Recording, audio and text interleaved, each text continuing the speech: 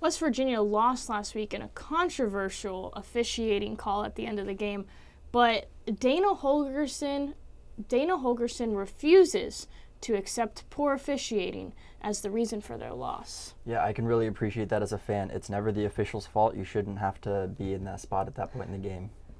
Yeah, but there was some questionable calls made. And Texas Tech is coming off of a high note after destroying Kansas last week after losing to Oklahoma State the week before and earning them a spot in the top 25. Yeah, Texas Tech's offense is doing basically what we expected West Virginia's offense to do last week.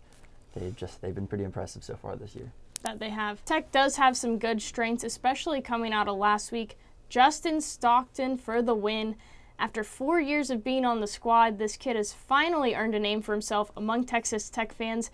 The senior running back had a career high last week of 161 yards.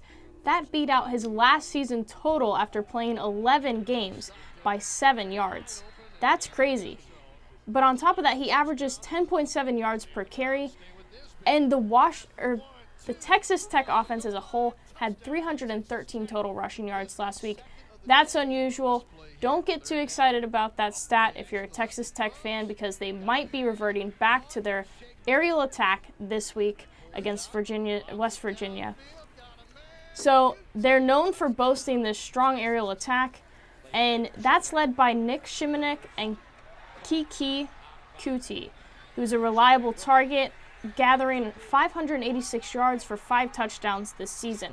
They also have a strong scoring offense, and they put up an average of 47 points per game. That's pretty high in college football this season. And defense. This defense is great. They have forced 14 total turnovers in 5 games. Yeah, they're an extremely opportunistic defense, which is something that they're really going to need against the 3rd-ranked offense in all of college football this year.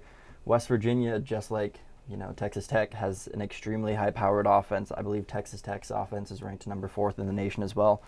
Last year, West Virginia did win this matchup 49-17 in Texas, which, with a fairly similar team for West Virginia, some new key players here and there, but overall it's an older, more experienced team, especially as far as college football goes. I think that really bodes well for them, especially since they're playing in Morgantown at West Virginia.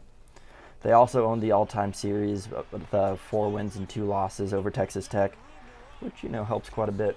And Will Greer has been playing out of his mind lately. He does have the occasional turnover issue, and sometimes he does seem to get flustered in the pocket under pressure. But overall, this year, he's been extremely impressive and had some amazing wins.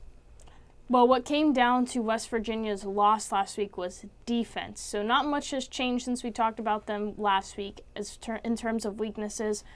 They're ranked 105th in overall defense, and it did improve in action last week, but they still have work to do. 1 turnover from the defense could have given them a win over TCU. But they have yet to create a turnover against the top 25 team, but have gotten 8 in their other 3 games. So this is going to be critical, getting a turnover and capitalizing that on the offense for West Virginia this week.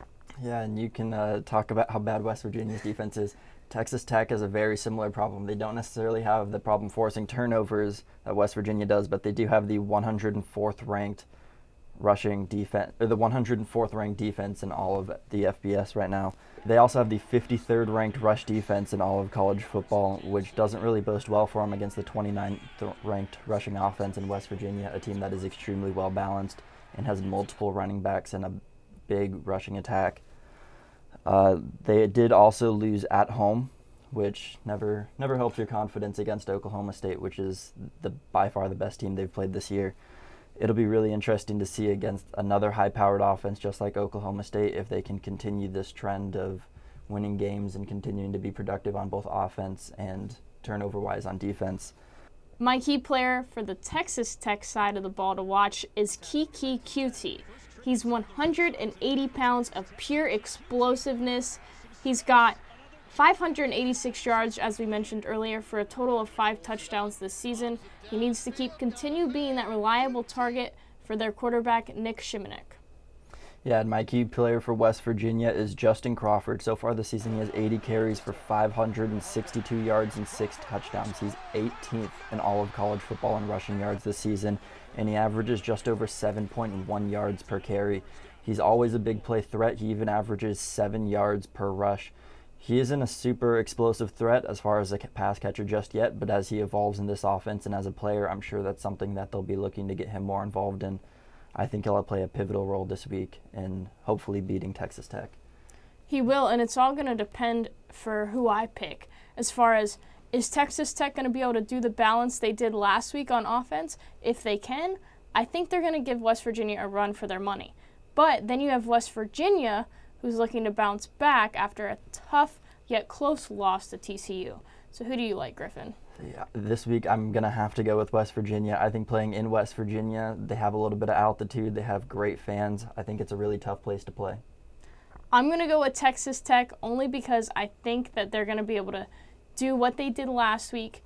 They do need to cause defensive turnovers, though. If they don't do that, they're going to be in trouble, and West Virginia might get the win. Well, that's all for now. I'm Janae Muchmore. And I'm Griffin Parker. Thanks for watching, guys. And be sure to check out our other weekly matchups on the right side of your screen. Have a great night. Have a good night.